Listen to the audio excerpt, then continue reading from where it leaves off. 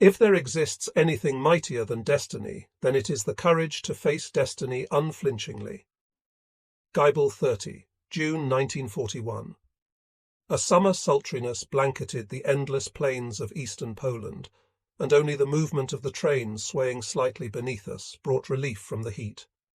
The heavily laden transport rolled slowly through ragged pine forests and stretches of sandy, uncultivated land, passing tiny farms and villages and crossing meandering rivers as we journeyed eastward. Except for the occasional children who waved from dusty streets and roadsides, the local inhabitants ignored us. The men and women, dressed in drab clothing, became lost in the shimmering heat as the wheels of the Reichsbahn carried us further away. We spent the hours sitting or lying under a cloudless sky on the open flatbed cars, resting between tightly secured weapons and vehicles. Unlike in peacetime, when strict regulations dominated, we were allowed to loosen the first button of our grey-green uniforms and roll back our sleeves for some relief from the sweltering heat. The news of war with Russia was already several days old, and we spoke little of our prospects in the conflict. Everyone was confident that this war, like those against France and Poland, would end quickly. At dawn, the walls and towers of Krakow, the holy city of Poland, where the heart of Pilsudski rests in the cathedral, came into view. The transport screeched to a halt beside a dusty rail switching station. Within seconds, we were surrounded by dishevelled children, ignored by the stone-faced military police sentries standing nearby. "Bitte Brot, Herr," they cried plaintively, with dirty hands eagerly grasping for the morsels we passed to them from our bread bags. We were permitted to disembark, and the children descended upon us. Poor Poland, I thought, as I handed a slice of bread to a young girl in exchange for a tattered newspaper. Printed the previous day in both German and Polish, it contained the first reports about the Eastern Campaign, the advance on Lemberg. Gridnov, Brest-Litovsk, Wilnow, Kovno and Dunneburg had already fallen into German hands.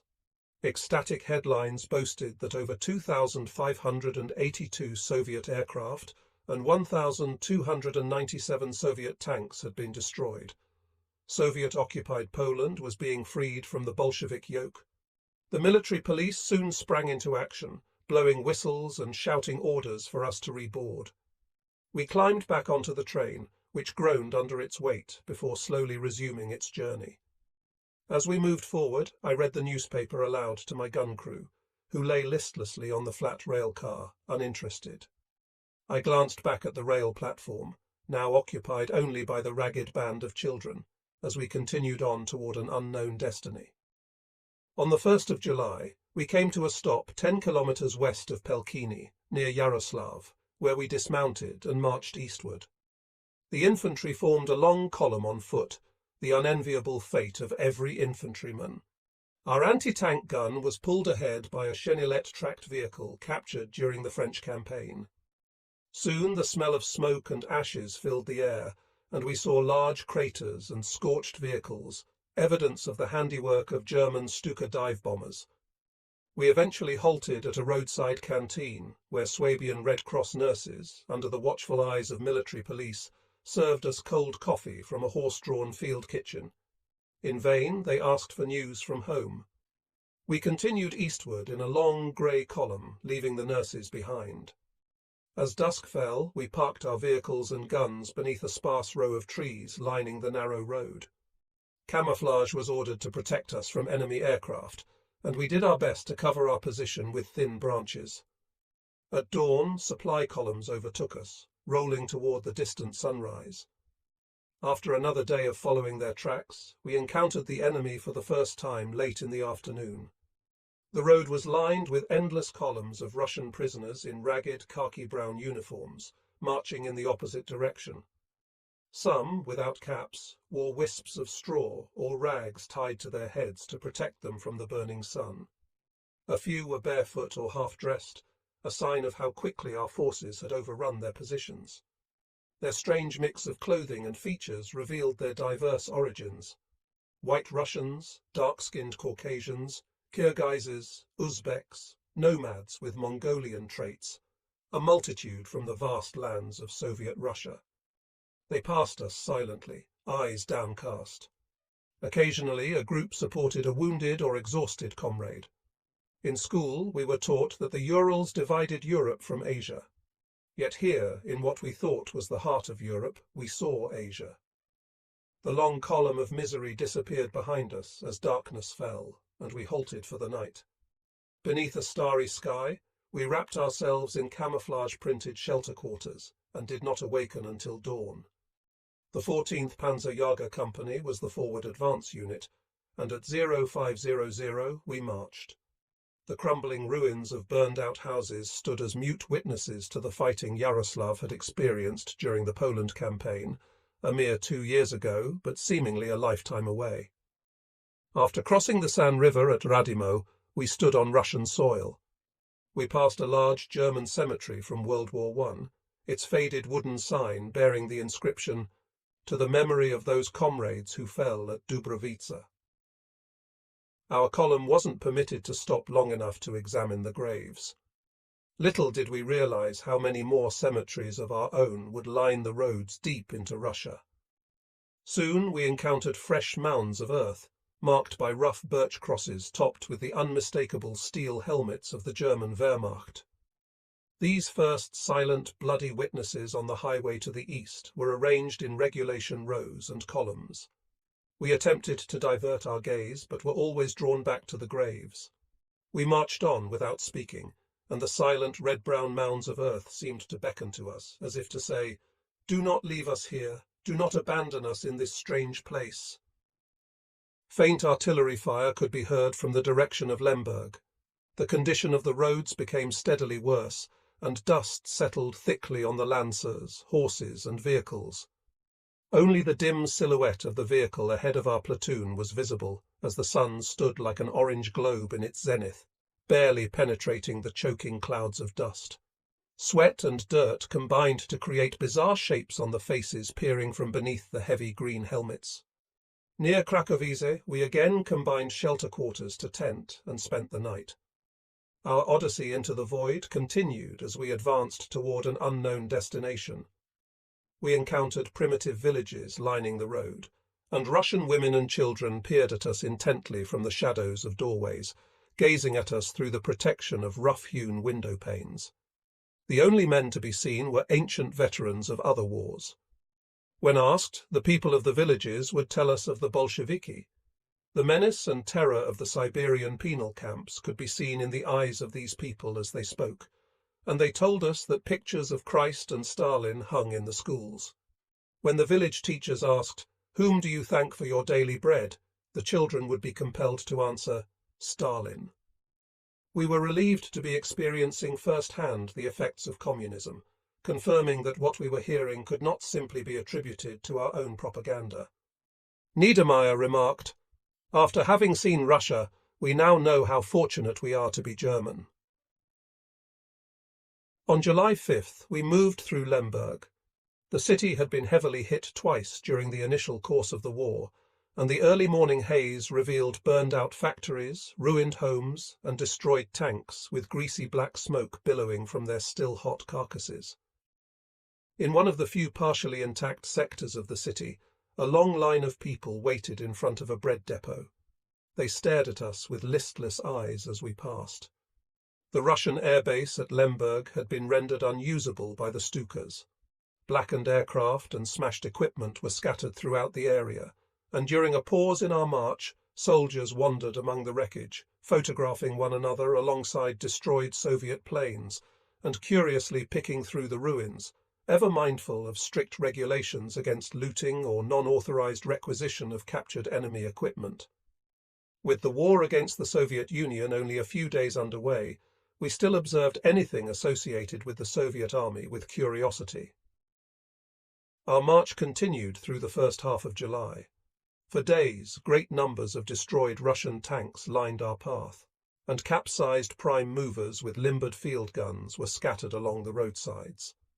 In the fields, numerous abandoned Russian artillery positions appeared intact, indicating how quickly our offensive had overtaken the Soviet defenders. We were astonished at how well motorized the Soviet army was, as our own artillery was represented primarily by horse-drawn equipment reminiscent of World War I. The graves of German and Russian soldiers were now found close together, the German graves marked with rough-hewn wooden crosses to the right of the road, the Russians to the left. The Russian graves remained nameless, marked only with rifles and bayonets stuck into the fresh earth. The German graves were topped with the customary steel helmet, and from some of the crosses hung identification discs from linen strings, waiting to be collected and filed. On July 8th, as we neared Brodie on the wide, rutted road, we passed supply units and cable layers of the 71st Division of the 6th Army.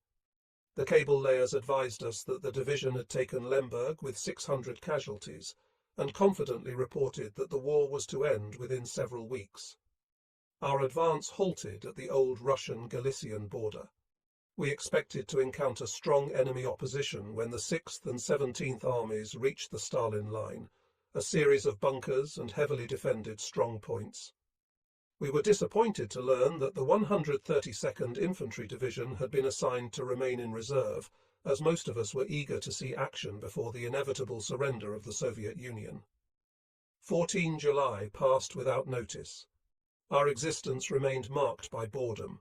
Our environment consisted of 100-metre-wide transport roads, dust, mud, burning heat, thunderstorms, and endless open space, with only occasional clusters of sparse trees stretching to the horizon. Thatched-roofed huts of the collective farms could be seen in the distance, and we concentrated on them like palms in the desert to guide us to primitive wells. We had received word that the wells were often poisoned by the Red Army in retreat. Skeletal remains of horses left a lingering stench along our path, a smell that would forever remind us of the Soviet paradise into which we found ourselves marching ever deeper. The advance slowed as we crossed through Jampol. Occasionally we were lucky enough to obtain a few onions and carrots from the villages that lined our path. More rarely, a chicken or a couple of eggs served to augment the monotonous field rations. We reflected with longing on our time spent in Kärnten and Zagreb before the onslaught against the Russians began, as there we had enjoyed cold beer and slivovitz. The infantry continued to march from sunrise to sunset. Dusty, sweaty, and clammy without relief from the brutal climate, we penetrated deeper into Soviet Russia. Although it was against regulations, small pannier carts, pulled by stout Russian ponies, were requisitioned to lighten the load of our field packs. As we left civilization farther behind us, this habit became more commonplace. The sparse human habitation was primitive and probably lice-ridden, so nights were spent in tents, haystacks, or more often on the bare earth, sleeping rolled in the ever-useful shelter quarter that each Lancer was issued. Members of horse-drawn units would be awakened at dawn by the nuzzling of hungry and thirsty horses. We passed wood-framed schoolhouses, which were little more than rough halls decorated with the characteristic red stars and red-painted podiums for political gatherings of the Communist Party. Tattered, dusty pictures of Stalin and Lenin hung on the walls. Stalin had introduced compulsory schooling, where previously, during the era of the Tsar, the alphabet was hardly known. We were surprised that many of the school children could speak some broken German, and from captured propaganda material, we learned that political education was a priority for the children. On July 17th, we received mail from home for the first time since our advance began, and 10 days later, the division entered the Ukraine, marching southeast over Kasatin toward Rushin. The Ukraine steamed in the summer heat. Over wide, sandy roads and on pavement of rough stones, we entered a land of unending horizons. Endless wide steppes, grain and sunflower fields bordered our way eastward. Primitive wooden windmills dotted the horizon, and we used them as drink and rest stations during the lonely march through a land that left us with unforgettable impressions of freedom, contrasting with an overwhelming sense of emptiness. We came to a halt in an unkempt acacia grove that offered sparse shade in an ocean of grass. The company had marched 60 kilometers in less than 24 hours on painfully torn and bruised feet. Dusty and channeled with streaks of sweat, faces browned by wind and sun peered from under heavy helmets to observe our domain. Hands slippery with sweat gripped the entrenching tools to tear holes in the earth. The command was given, "Dig in!" Stripped to the waist, we hacked at the earth without speaking, and nearby the singing of bees reminded me of their own endless toil. Clemens and Gare, the two tractor drivers, decided to locate the source of the bees in search of honey. Equipped with mess tins and armed with shelter quarters and gas masks as protection from bee stings, they disappeared behind the gun position into a collective farm. After an hour of labour, I had constructed, to the left of the pack position, a regulation earthwork with the high side facing our front, on which we would lay our rifles and grenades. The anti-tank gun stood well concealed with branches and grass near the edge of the grove. A sandy road cut through the open field before us in an east-west direction, and in the shimmering heat of the afternoon sun, the silhouettes of huts in a distant village were visible on the horizon. To the left of the road, Gefreiter Powell had placed his half-track to the rear of the position, hidden behind the acacia grove, and he set to work camouflaging his pack. Forward observers from the artillery and the mortar units moved ahead to their observation points with rolls of communication cable strapped to their backs. Only the occasional clatter of an entrenching tool, canteen cup or mess tin, broke the stillness of a seemingly peaceful world. Folding my dusty tunic under my head for a pillow, I had just begun to doze in the afternoon sun when a rifle shot broke the silence. In one motion, I rolled into the freshly dug foxhole, clapped on my heavy steel helmet, and brought my carbine to my shoulder. Staring forward, I could detect only emptiness and softly swaying grasses. During infantry defence drills, it had been hammered into us to shoot at every disturbance, every moving leaf and blade of grass. In order to kill the enemy. Now, with my heart pounding, thoughts raced through my mind. Would today be the day I must kill another human being? Who shoots first? Who hits first, him or me? Must I kill today to save my own life and the lives of my comrades? I pictured the rows of graves we had passed during our march, with carefully placed crosses and identification markers hanging from them, and tried to shake them from my mind. About 600 meters to the left of our position, the sound of rifle fire broke the stillness. At first, it sounded like the familiar popping of carbine fire at the training range, but soon wild shots snapped through the air and ricocheted above us.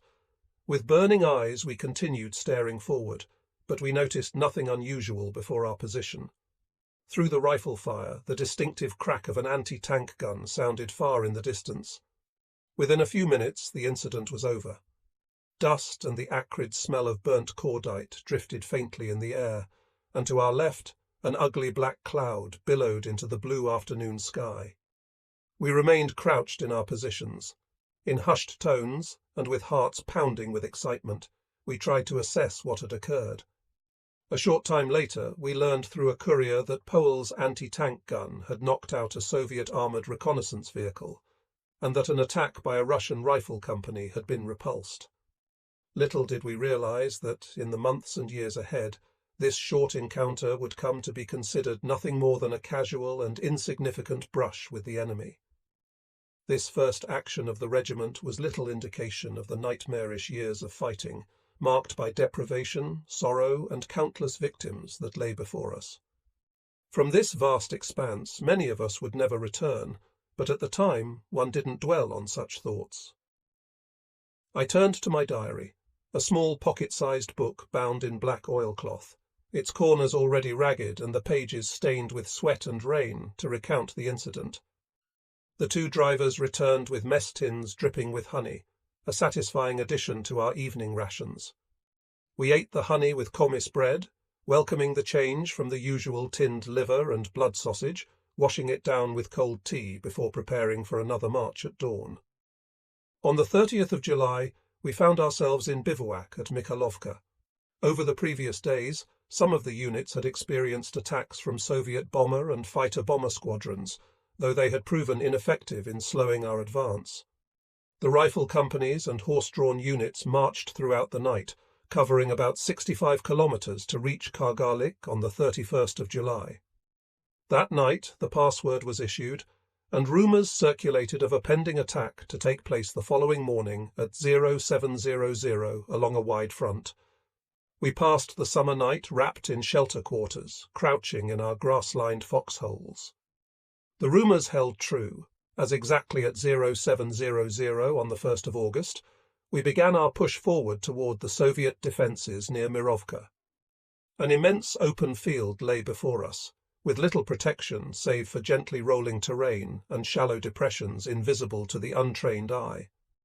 This was a great advantage for the Soviets, as they had dug into the safety of the earth with a clear field of fire before their defences. We made our final preparations to abandon our positions and move across the open steppe.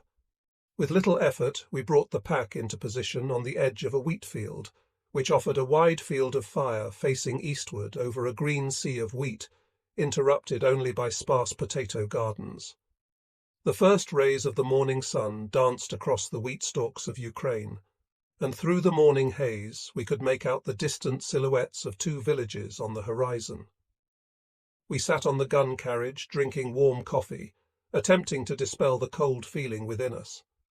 Everyone tried to appear nonchalant, speaking of things unrelated to the war, hoping through conversation to conceal the anxiety etched in our sunburned faces.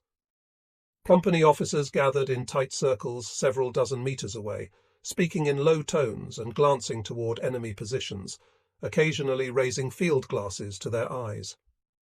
At 0650, our artillery opened fire. Heavy projectiles screamed overhead, destined for predetermined targets within enemy positions. The infantry, burdened with weapons, ammunition, communications equipment, and explosives, advanced along a broad front. Movements followed as planned, giving the impression of nothing more than another training exercise at Pfarrkirchen or Dugoselo. A captured French tractor clattered noisily to our position. Limbering our gun, we climbed aboard and advanced, leaving a rising cloud of dust in our wake. We passed an armoured reconnaissance vehicle knocked out by Poel the previous day, our eyes drawn to the macabre scene of a half-burned corpse hanging with a naked torso from one of the hatches. The two anti-tank guns of the platoon lurched forward over the undulating ground, advancing along the sandy road toward Kargalik. Machine guns from the foremost infantry units were already engaged, the audible bursts of MG-34S drifting back to us over the wheat stalks. Behind us, mortar tubes and artillery pieces pounded with dull thumps, contrasting with the high-pitched bursts of small arms fire. Suddenly, ricochets whistled and bounced among us, sending us scrambling for cover in the ruts and furrows of the road. "Take cover!" screamed Gun Captain Hartmann. His arms motioned wildly, his lips moving though his words were drowned out by the pounding thunder of weaponry. Finally, the moment had come. It was our time to face the enemy. Despite the gnawing fear within us, we felt profound relief, demonstrating how our priorities had shifted since the march began. The gun crews automatically and mechanically set to work, as they had done countless times before. The gunners loosened the limbers, locked the wheels, spread the limbers wide, adjusted for range, and loaded the first round into the open breech of the barrel. Hartmann knelt next to the gun, binoculars held to his eyes, and directed the aimer in textbook fashion. "Right end of the hedgerow, range 400, machine gun nest, fire!" One round after another left the barrel in response to his commands. We could see an infantry platoon from the 5th Company pinned in a shallow depression under heavy fire from enemy machine guns. Under cover of our fire, the platoon slowly advanced. Thin wisps of smoke revealed where dry wheat stalks had been ignited by tracer fire. The collective farm at Klein Kargalik, reportedly occupied by Soviet artillery observers, was taken under fire by our second park from 600 meters. Straw-thatched huts began to burn, thick black smoke rising into the clear sky. We received the command to shift positions, advancing toward the crossroads near the burning farm huts. Through the bursts of mortar rounds and machine gun fire, we cheered as we saw the Russians abandoning their positions. As they fled, our machine gunners opened fire with MG-34S, sending streams of copper-jacketed rounds into the retreating figures. To our right, prisoners appeared, hands raised and wide-eyed with fear, stripped of helmets and combat equipment. They instinctively trotted toward our rear with hands clasped behind their heads. As we changed positions, our tracked vehicle broke a tread, spinning in a half circle before stopping, helplessly stuck in the open. Despite the danger, the drivers managed to repair it, and we hitched the gun to the tractor once again. Amid enemy fire and heavy artillery, we strained against the harnesses to pull the gun. Exhausted and sun-beaten, we pushed forward across the Ukrainian steppe, with the enemy never far behind. As we moved forward, we came under sporadic rifle fire from a group of Soviets who later surrendered, moving toward us with upraised arms, fear and exhaustion clearly etched in their faces. The day's objective, a railway embankment in front of the village, had been reached. 12 kilometers of territory were won in 6 hours of difficult fighting, and my thoughts dwelled on the insignificance of 12 kilometers. 12 kilometers in an endless land, where unbroken fields stretched to the horizon before us from sunrise to sunset. I wondered how many more 12-kilometer battles lay ahead of us during our march away from the setting sun. We came upon one of our casualties lying motionless in the dirt on the road, his helmet still secured tightly to his head, sightless eyes staring into the sky. Russian prisoners were quickly employed to carry the wounded to a field dressing station. Escorted by our lightly wounded who marched along the edge of the road, the pitiful column wound toward the 2nd Battalion collection point to our rear. Thus, the regiment experienced its first clash with the enemy, and we had suffered our first losses as well. With no joy of victory in our ranks, the feeling of excitement quickly drained away, replaced by an overwhelming sadness and longing to leave this place.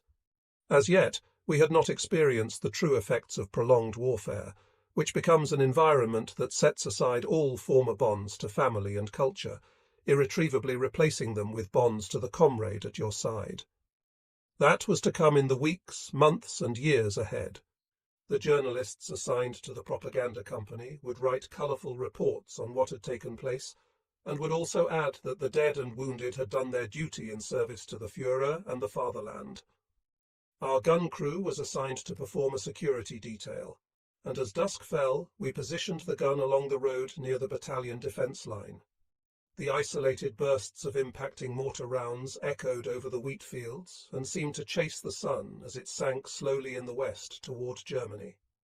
Our thoughts followed the sinking, fiery ball penetrating the evening haze to the horizon, and we thought of our homeland whose borders lay 1,500 kilometers behind us. The front refused to sleep at night. Reconnaissance units from both opposing forces remained on the move, slipping through the darkness to locate the enemy positions. Again and again, the Russian Maxim fire broke forth through the darkness, always answered by the ripping sound of our Spandau MG-34S, quickly joined by erratic rifle fire. The occasional detonation of hand grenades and the sharp reports of submachine guns drifted across the fields, and for long moments the defensive lines would be illuminated by glowing flares arcing skyward to hang, sizzling, above the line.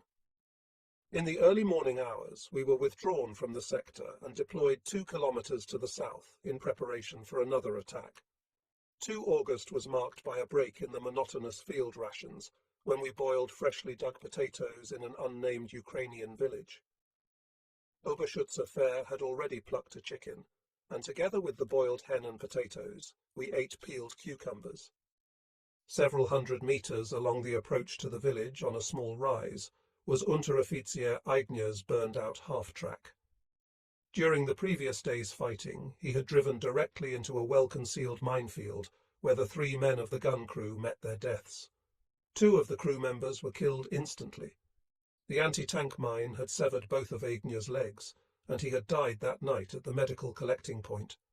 Their helmets could be seen clustered beneath a birch cross near the destroyed half-track. Their graves added to the mounting casualties the war in the Soviet Union was costing the German army. Not far from their rough gravesite was a row of several dozen wooden box mines dug up by the engineers.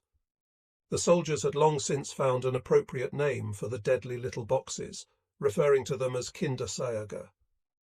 Word passed through the ranks of the infantrymen of how the division chaplain, Satska, had risked his life to recover some of the men who fell wounded before the enemy during the previous day's fighting. We remained ever conscious of how the wounded were treated, as we lived every moment with the reality that we, too, could join them at any time without warning.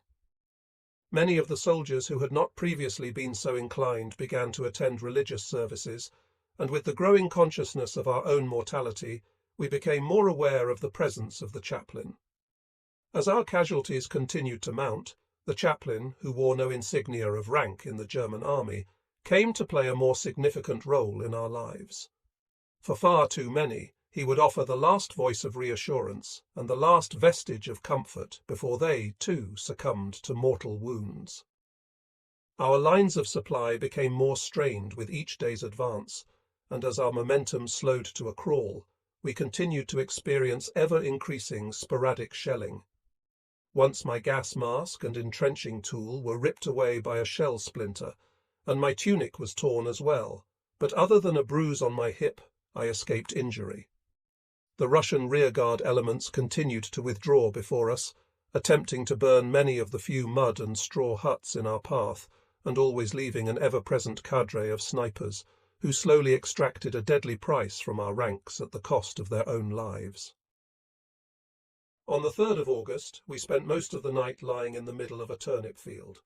At length, a reconnaissance platoon determined that a still intact collective farm, some 500 metres distant, was free of enemy troops, and in the early pre-dawn hours we advanced to the tiny collection of huts. The company kitchen sent forward hot coffee and schmaltzbrot. Our gun crew claimed one of the small thatched roof huts, and we piled straw onto the mud floor and dozed for several hours, thankful that we were not still lying somewhere in the darkness among the turnips. The following day, we advanced farther toward the east until our forward reconnaissance units reported having reached the wide Dnieper River. The immense bulk of the Soviet army seemed to have evaporated, and victory appeared all but certain as we neared the banks of the Dnieper. For weeks our routine had consisted of endless marching, interrupted only by sporadic resistance from small bands of Soviet stragglers overtaken by our advanced units. The occasional enemy dead now attracted little attention, and prisoners became a common sight, always rising from the terrain to approach us cautiously with upraised arms. Most often they would be simply disarmed and motioned toward the rear, often unescorted, to be collected by the reserve column. The evening of the 5th of August found us in recently constructed defensive positions before Velikaya Pritsky. The ominous thunder of heavy shelling continued without pause as our artillery pounded the enemy beyond the horizon. We waited nervously throughout the night for our offensive, which was to begin the next morning. Our attack was launched at precisely 0550 with the Dnieper as the objective. Our artillery batteries fired smoke and high explosives onto a commanding height designated Hill 197, and from our position we could observe many of the enemy troops fleeing through the clouds of smoke enveloping the terrain features. Prisoners later stated that many of the Soviet troops had fled, panic-stricken, out of fear that we had used poison gas against their stronghold, and indeed sightings of enemy troops donning gas masks during the attack had been reported. Within hours, the ridge was captured by the infantry with minimal losses. At 0850, the enemy fought a deadly delaying action back to Hill 160, from where they continued to offer dogged resistance from carefully prepared positions. Interrogations of exhausted prisoners indicated that the heavy concentrations of artillery fire were instrumental in draining the will of the defenders. In the late afternoon, our own forces came under attack from squadrons of fighter bombers who inflicted little damage. On the morning of the 7th of August, we laboured to dig defensive positions into the earth near a village called Balika, about 100 metres from the Dnieper. From our position, the wide Dnieper was visible, and we engaged in burrowing into the earth as quickly as possible in anticipation of fighter bomber. In this sector, we found ourselves facing an enemy who held superiority in heavy weapons, and our own artillery units were now compelled to ration ammunition because of our strained supply lines. The depth of our penetration into the Soviet Union began to take its toll, and ammunition rationing served as a first indication of the shortages that we were to encounter with disastrous results in future battles. The distant thunder of far-off heavy guns resounded faintly in our ears, and was quickly followed by the roar of impacting projectiles echoing over the open terrain.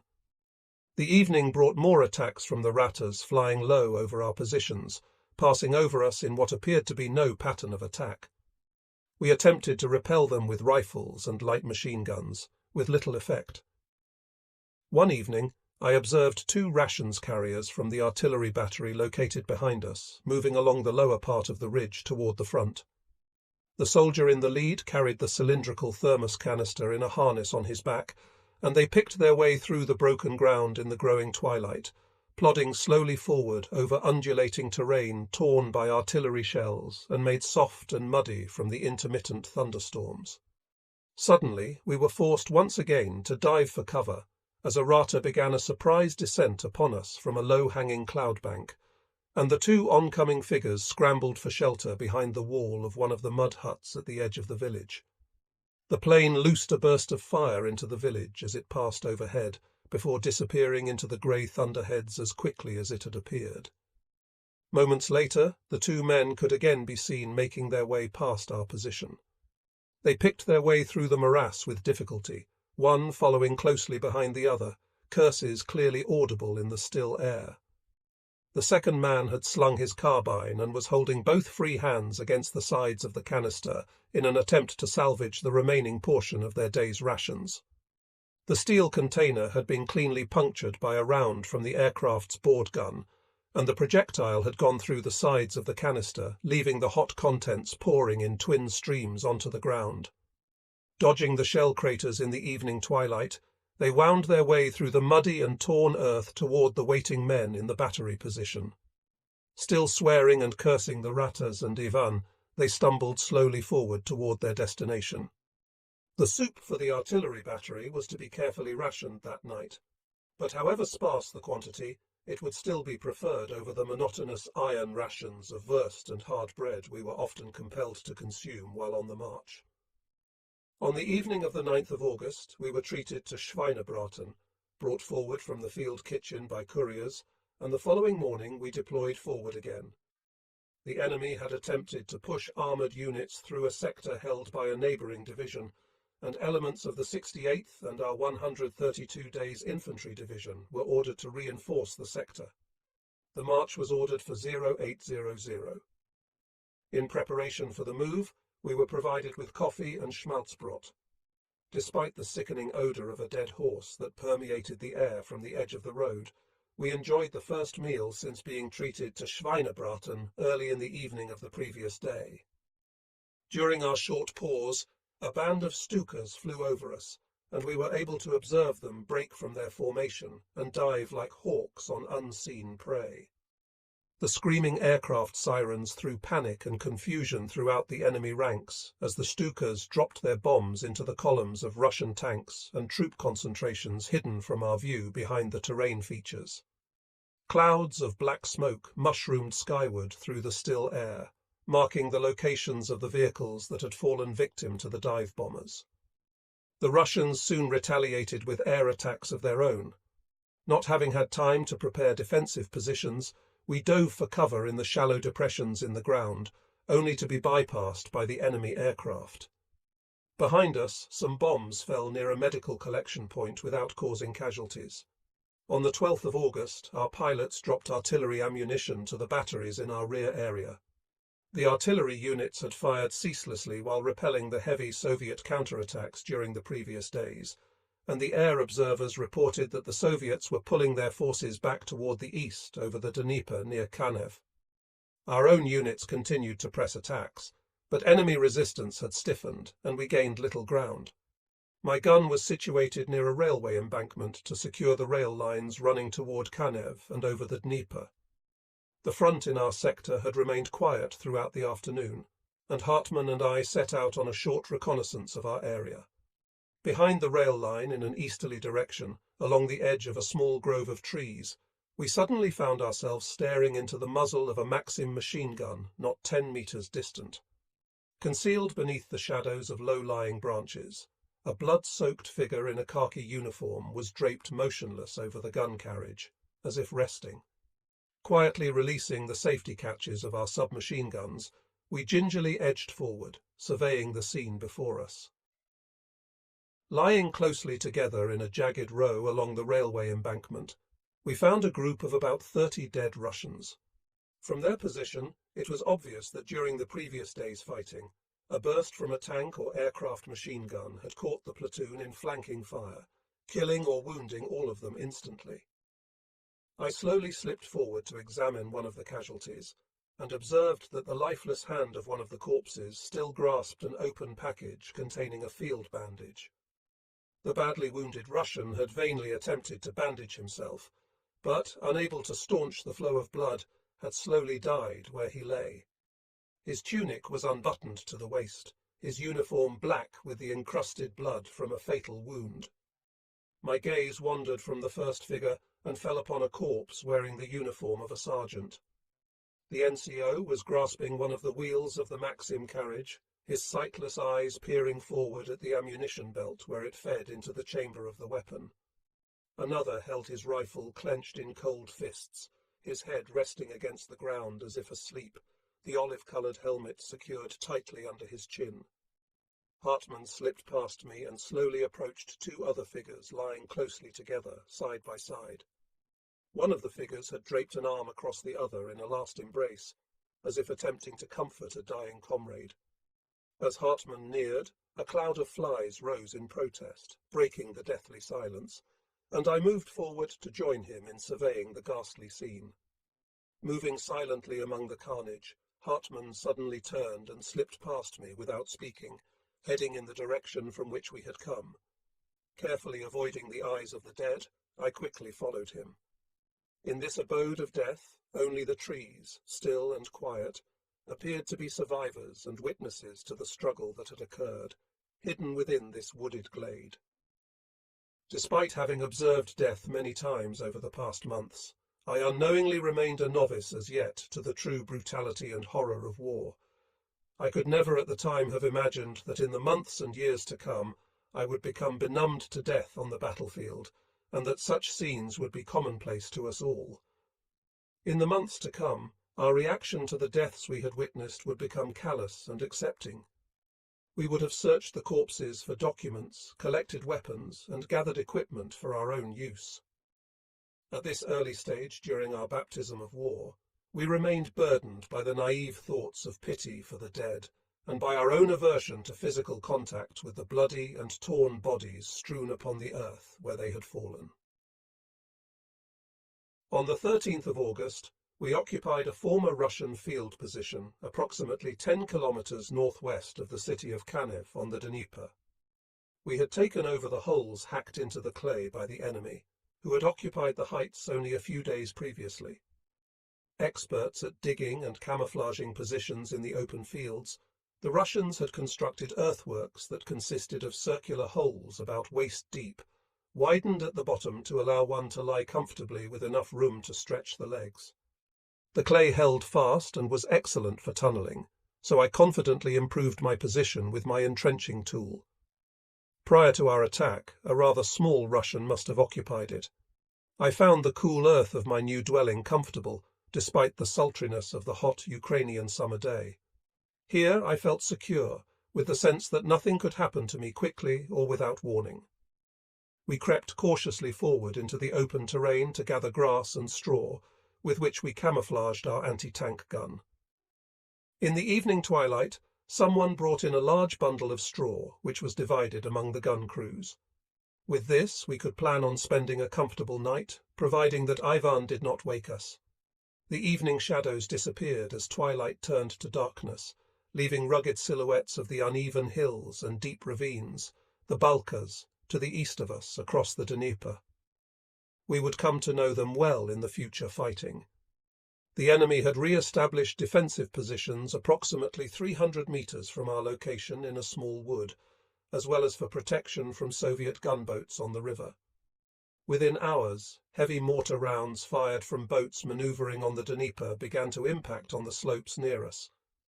A gun from the 1st Platoon attempted to take one of the boats under fire without success, and our positions along the riverbank soon were blanketed with enemy mortar and artillery fire. Despite our extensive preparations, we were forced to withdraw from the positions to avoid suffering casualties inflicted by an enemy beyond our reach.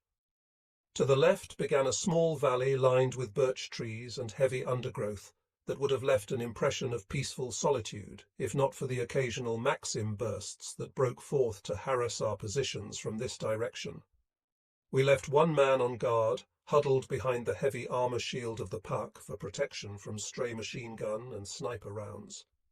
The sentry was relieved hourly while we spent the night within our straw-lined holes. It is the nature of war to strike unexpectedly. A soldier may be temporarily lulled into a rare moment of false security, huddled in a crude shelter next to a warming fire during a cold night, or sleeping soundly while curled up in a foxhole, only to be immediately thrust into an unforgiving and violent situation. Once again, we were aroused from our rest by two ration carriers who appeared from the darkness, bringing the unwelcome news that we were again to shift positions and make preparations for another attack in the morning. With the now familiar coldness lying in the depths of our stomachs, we departed our comfortable foxholes shortly before midnight, and were soon labouring under a star-filled sky to complete new positions farther to the right before daybreak. The occasional muffled clanging of entrenching tools was clearly audible to the enemy as we worked, and flares sizzled skyward through the night from the edge of a nearby wood. Time and again it was necessary to throw ourselves flat on the ground and lie motionless to protect ourselves from the Maxim fire probing our positions, the bullets popping through the air overhead and tracers leaving orange-red streaks arching and bouncing through the darkness. During the early morning hours, we received reinforcements in the form of two self-propelled guns, which rumbled up to our position on heavy tracks. Our initial concerns were that their throbbing Maybach engines would attract unwanted attention to our position. Despite our fears, their presence failed to attract more machine gun fire, as the Russians were probably unwilling to reveal their locations to the armoured vehicles. Our attack took place at 1500 on the 14th of August. Following a 10-minute mortar barrage on the woods, the forward assault elements had closed in to within 100 metres from the tree line when a Russian tank concealed on our left flank opened fire. It was spotted by one of the supporting self-propelled guns, and following a brief exchange of fire, the Russian tank was left burning. Our heavy machine guns and mortars opened fire on the tree line in attempts to eliminate the ever-present enemy snipers, and we joined them in firing anti-personnel rounds into the treetops with our pack. With the destruction of the enemy tank, our attack pushed farther forward through the wooded area, and despite our concern the previous evening, it was now comforting to have the support of the heavy assault guns.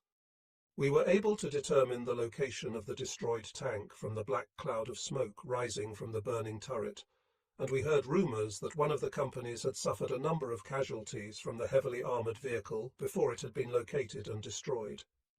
We were facing the last obstacle defending Kanev. Although we had reached our assigned objective, we were again ordered forward after receiving reinforcements. Our assault resumed at 1800.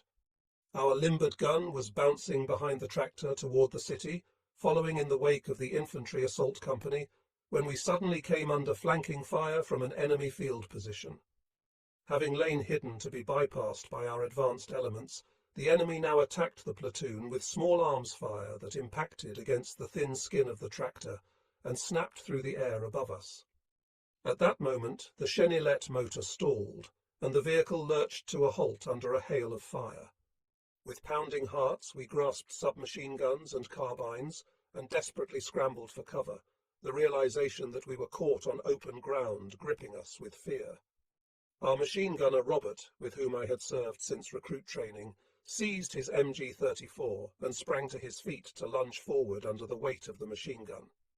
He sprinted toward the muzzle flashes revealing the enemy position, firing streams of bullets from the hip as he ran. Completely surprised by this assault, a number of the Russians rose from their positions and stumbled toward us, arms raised in surrender. We were able to catch a further glimpse of Robert before he disappeared into the undulating terrain, firing bursts into knots of Soviets who continued to offer resistance. We rapidly unlimbered the puck and prepared the gun for action. However, no longer knowing Robert's position, we were forced to hold our fire. With submachine guns and rifles at the ready, we advanced to a small rise, and at the crest we found Robert lying over his MG with a single bullet wound through the heart. The bullet had exited through his back, and from this wound ran a crimson stream of blood. Hartmann knelt alongside the inert form and confirmed that he was dead, rolling him carefully onto his back. Reaching for the linen string from which hung every soldier's identity tag, Hartmann broke the metal tag in two at the perforation before unbuttoning Robert's tunic to remove his identity book and watch. We gazed into questioning eyes staring skyward in the dusk, and the shock on his face seemed to ask, "Why must I die now? Why?" Darkness descended on us as we carried the body back to our position. The experiences of the past weeks now seemed to consume my thoughts, and I pictured the graves left by the roadsides behind us. For the first time in my memory as an adult, I wept at the loss of an especially close friend. The following day, the company commander wrote letters to the relatives of 5 men who had fallen during our most recent encounters with the Soviet Army. On the 17th of August, shallow caves dug into a balka offered us protection from the fighter-bomber attacks. We had reached the heights of the west bank of the Dnieper, and now we found ourselves under erratic shell fire from Soviet artillery positions concealed on the east bank of the river. To the southeast of us was the city of Kanev, and a railway bridge led toward the east over the river. With the capture of this line, we had seized the last avenue of overland retreat for the Russians who had been attempting to withdraw farther east during the previous night. In the early morning hours, isolated groups of enemy soldiers set out in boats to attempt an escape. Sporadic small arms fire could be heard throughout the night as fleeing Russians came under fire from probing reconnaissance units. Immense quantities of equipment and vehicles, including many American Ford trucks, had fallen into our hands. Hidden near the Balka, we found 2 abandoned but completely intact T-34 tanks that were battle-ready with fully loaded ammunition racks. We climbed into the tanks in a vain search for anything of use to us. For several days I had been plagued with acute diarrhea, and I soon found myself incapacitated with a blinding headache accompanied by dizziness and severe stomach cramps. I soon developed a fever, and assisted by some of the lightly wounded, I was ordered to the medical aid station in the rear. En route, we passed through the battlefield of the previous day, and the small depressions lined with bushes and birch trees appeared peaceful to our burning eyes, showing little evidence of the traumatic events that had occurred there. With the exception of isolated bomb craters and occasional scars from shell splinters, little trace of the war that had consumed this land was visible. At the foot of an extended slope, we passed 3 rough-hewn birch crosses garnished with bits of greenery and wildflowers. Under the surface of the freshly turned soil rested my good friend Robert, wrapped in a shelter quarter, sharing a ragged birch cross with his fallen comrades, his battered grey-green helmet perched on the cross to mark his place among the dead. My thoughts quickly left the graves as the painful throbbing behind my eyes increased, and in a feverish delirium we stumbled through our advanced positions abandoned 3 days ago. The burned-out tank provided us with a good reference point. Approximately 100 meters farther, we encountered a staggering figure with swinging arms and a swaying body. The apparition was clearly attempting to follow a straight course, and 2 of us unslung our carbines and approached close enough to recognize a bloodied Russian army uniform beneath the layers of dust and dirt. His gymnasiolka was hanging beltless from his body. I approached him and seized his upper arm, looking into the parchment-like face of an approximately 28-year-old soldier. The thin face stared back at me, wide-eyed and unblinking. The eyes of the insane, I thought to myself. From the encrusted blood on his neck and torso, I was able to determine that he had received a severe head wound, as grey brain matter protruded from a closely cropped skull.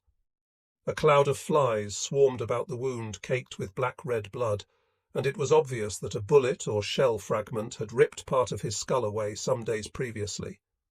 He must have been lying unconscious in the undergrowth until shortly before our arrival. 2 of us grasped him by the shoulders and led him with us toward the aid station, attempting to support him as he stumbled forward, unable to regain his balance. Through a haze of pain, I became conscious of a horse-drawn battery that halted alongside us in a cloud of dust, and a number of lancers assisted us in climbing aboard the caissons. They offered us water from field flasks, and the soldier in Russian khaki, wedged tightly between us, began to stammer.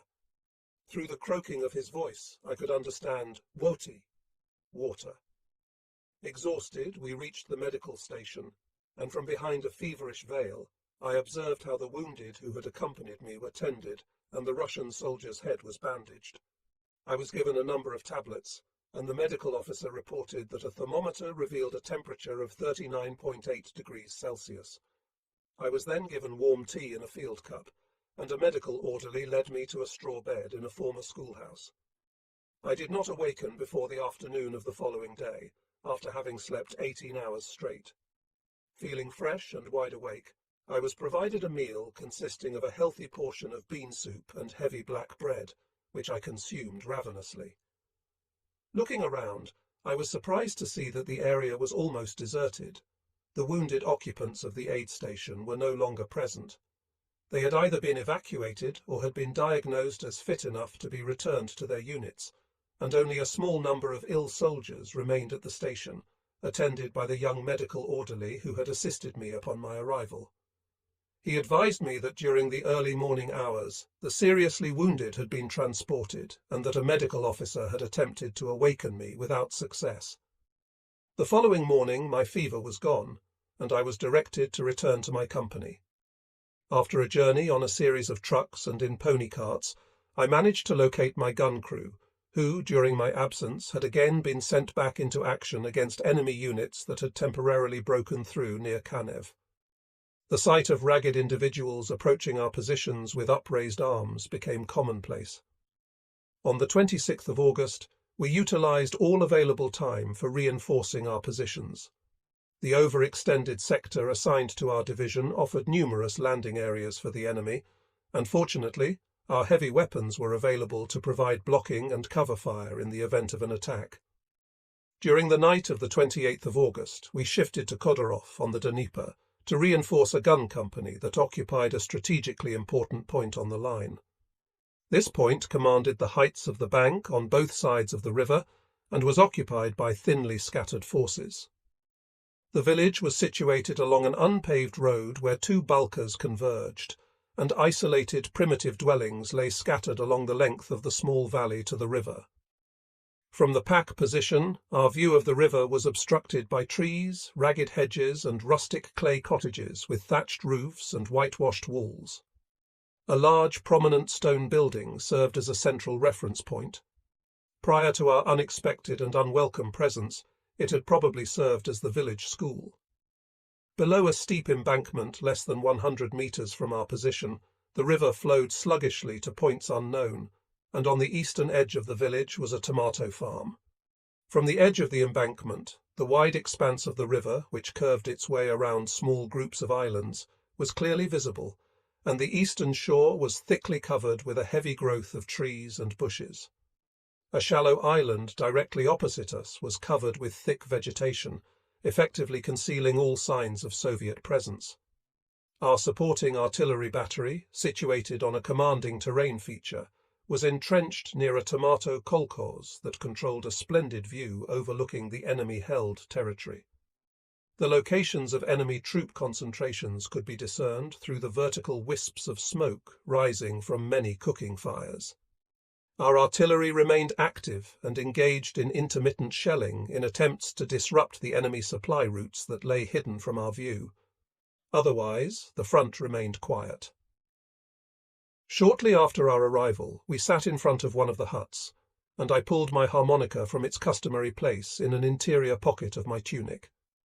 As I began playing folk songs, I was quickly surrounded by a motley collection of civilians, who appeared before us like shadows from the surrounding cottages. The melody, unshaven and far from home, brought the audience to life, and they clapped and sang their folk song Stenka Rasin. In their bright scarves, the women and girls nodded to the tune. The old men and boys tapped their feet on the Russian clay to the music played from a German harmonica. After an hour, we received word from the commander of the Panzer Jaeger platoon to spread straw in a former storage facility to use as quarters. Disappointed that we would not be quartered in the scattered rows of huts, we reluctantly obeyed. A large number of us felt as though we had entered a trap, for the building had only one entrance and was located in the centre of the village, which offered no clear field of fire in any direction. At the very least, we would have preferred to bivouac in an open area to which we were accustomed. Our gun remained limbered to the tractor 20 or 30 metres from us beneath a grove of trees, and a sentry was assigned to stand watch near the single door of the barracks. The clear sky brought a cool summer night, and approximately 30 of us settled into the improvised quarters, where we were soon immersed in a deep sleep. Just before dawn, we were startled awake by the sudden detonations of hand grenades near our shelter. A burst from a submachine gun hammered against the wooden rear wall of the storage shelter, and the guard sprang through the door into the darkness of the building. "The Russians are here! The Russians are here!" he screamed. I leaped into my boots, grabbed my equipment and ammunition belt, and scrambled along with Hartmann and several others toward the only exit. True to the discipline of the German Wehrmacht, our first thoughts were to get to the park, and we stumbled toward it through the darkness. I caught a glimpse of a glowing ember arching toward us from the edge of the stream, and immediately recognized the burning fuse of a hand grenade. I instinctively dove behind the tractor, and the grenade detonated harmlessly a second later.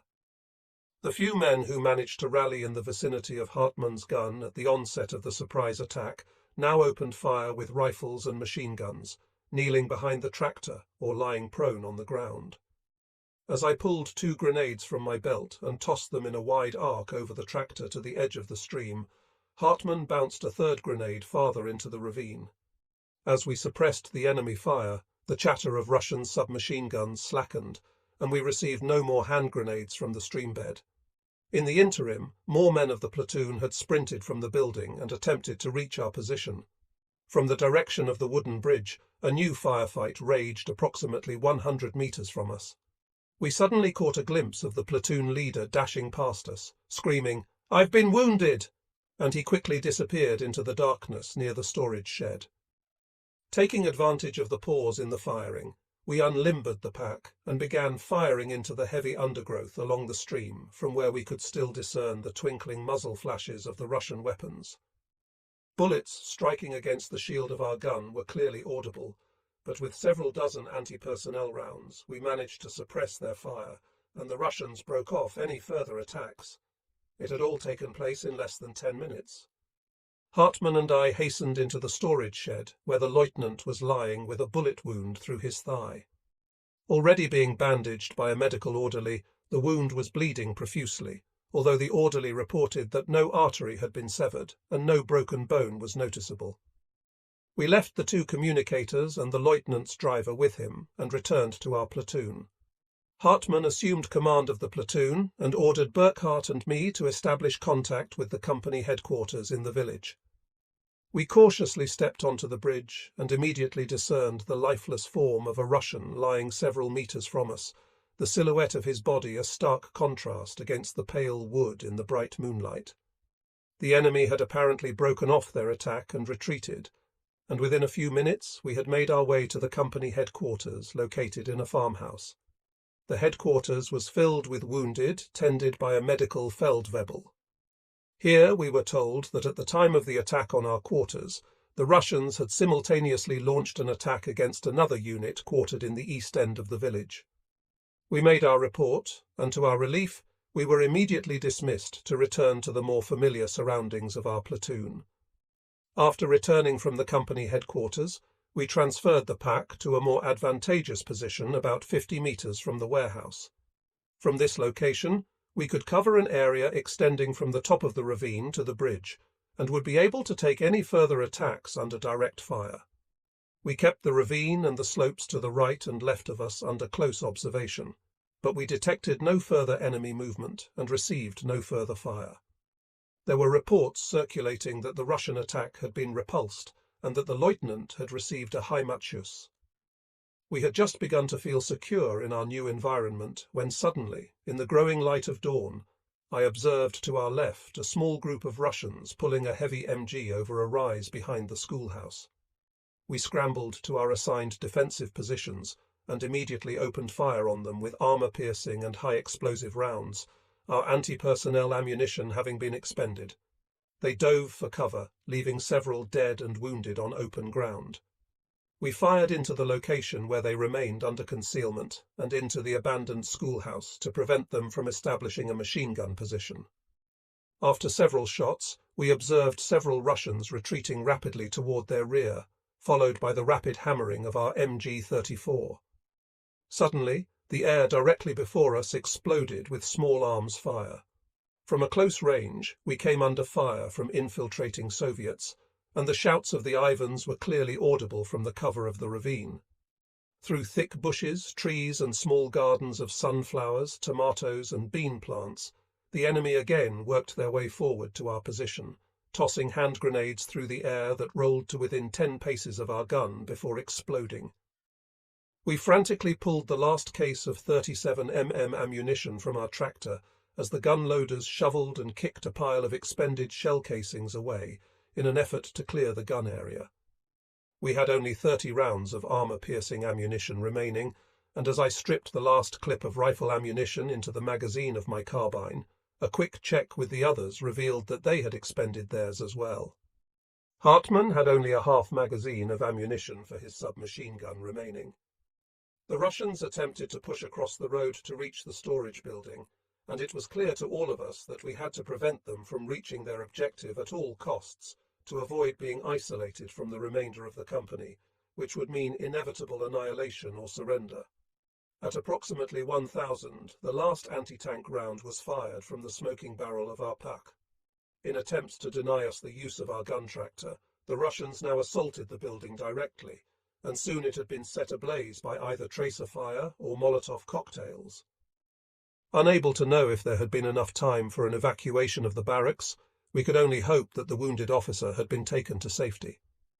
As we expended the last rounds of ammunition, I removed the bolt from the breech of the pack and tossed it into the undergrowth before joining Hartmann in crawling through one of the ravines leading toward the west. At times, crawling on our stomachs through the underbrush and then scrambling from cover to cover, we were eventually able to reach an excavated cave cut deep into the clay of the ravine.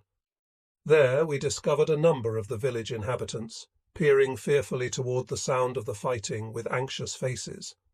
Obviously, the village had been previously warned of the pending attack, and the villagers had crept into the hole to wait out the battle.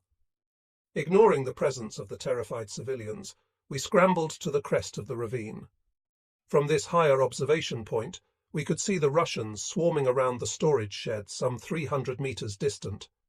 From behind a tree, I took careful aim and squeezed off several shots with my carbine, and Hartmann suddenly shouted that relief was en route. An infantry company and part of the now dispersed unit that had been positioned next to us had assembled on the western side of the village. Hartmann and I wound our way through the underbrush down to the road, and we observed our company commander careening into the village in his sidecar. Russian artillery rounds could be heard impacting far behind us.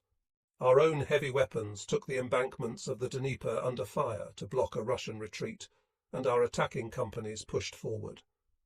Hardly 30 minutes had passed when, after searching the area, I was able to slide the bolt back into the breech of our gun, and within several hours the enemy had been thrown back into the river through counterattacks. The survivors who were attempting to reach the safety of the east bank with rafts and boats were taken under fire by our artillery. We had repelled an attack by enemy forces 4 to 5 times stronger than our own, and we began the search for the wounded lieutenant. Despite a sweep of the entire area, we were unable to locate him, finding only a blood-stained officer's boot in front of the burned-out storage building. During the search for the officer, we came upon a Russian soldier chewing sunflower seeds in the garden of a nearby straw and mud cottage.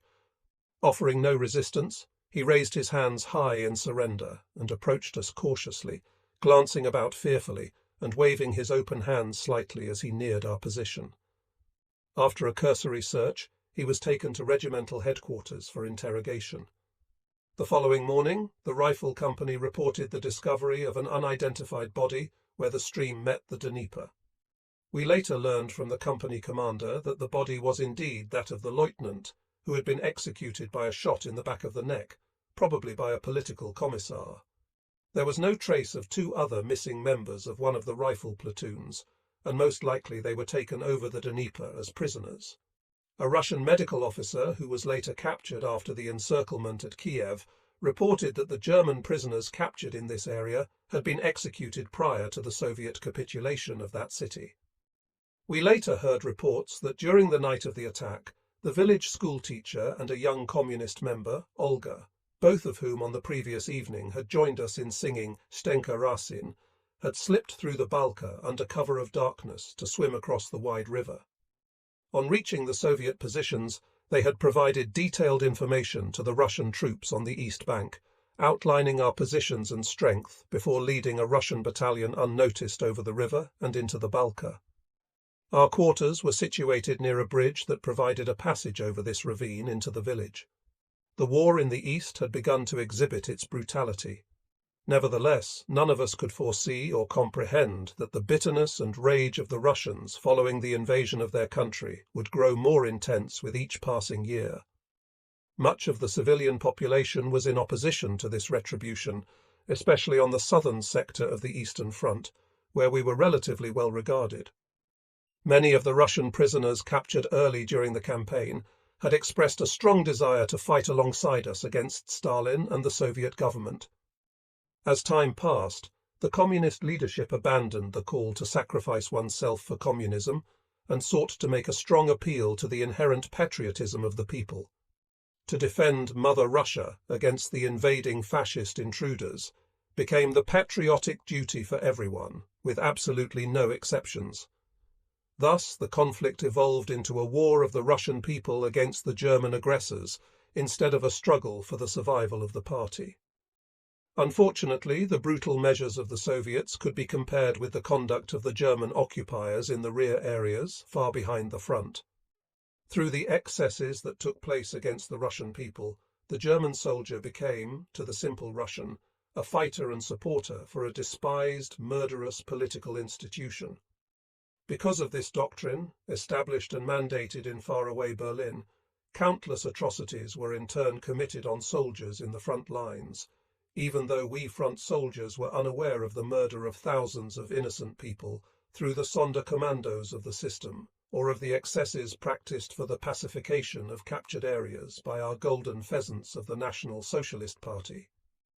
The commanders of the divisions on the front, as well as many regiment and battalion-level commanders, were at that time veterans and participants of World War I, who conducted and fought the war with the undeniable fairness instilled in the officers' corps of the Kaiser's army.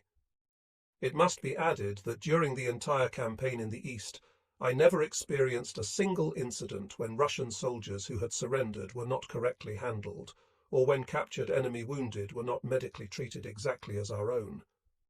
During the attack on Kharkiv, prisoners were simply sent to the rear unguarded, as every available man was desperately needed at the front. However, I maintain the belief that from the masses of prisoners sent to the rear in this manner, many communists and Russian patriots used the opportunity to slip into the undergrowth and eventually make contact with the ever-growing bands of partisans. The well-organized partisan units would become an increasing menace to our rear areas.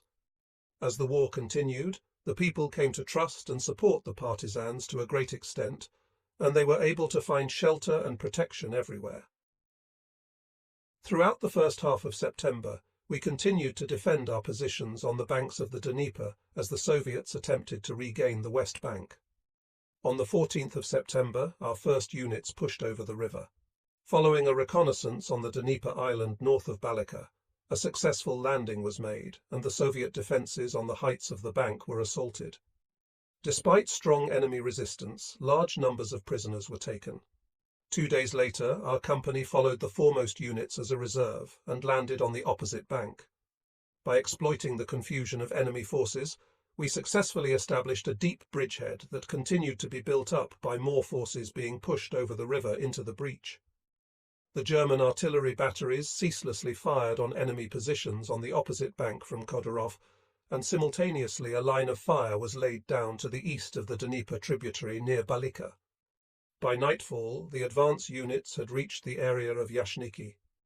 On the 17th of September, the reinforced infantry regiment 438 gained further ground against a weak but heavily resisting enemy near Balika and Reshkishchav, while attempting to make contact with advance elements of another corps along the Yerkovzy road. The attack objective was reached in the late afternoon, following the elimination of pockets of resistance. We continued to press onward, advancing to the vital main route from Kiev to the area of Yerkovzy, thus severing an important Soviet withdrawal route. During the night, we received little rest as we dug into the hard earth to reinforce our line. We sweated and toiled in the damp air until dawn as the constant rumbling of motor vehicles and the clattering of armor drifted towards us from the enemy positions. Throughout the day on the 18th of September, we continued to strengthen our positions, although the enemy line had become quiet with little movement detected. As dusk approached, we felt secure in the knowledge that the Soviet forces had withdrawn farther to the east, leaving only a rear guard to slow our advance.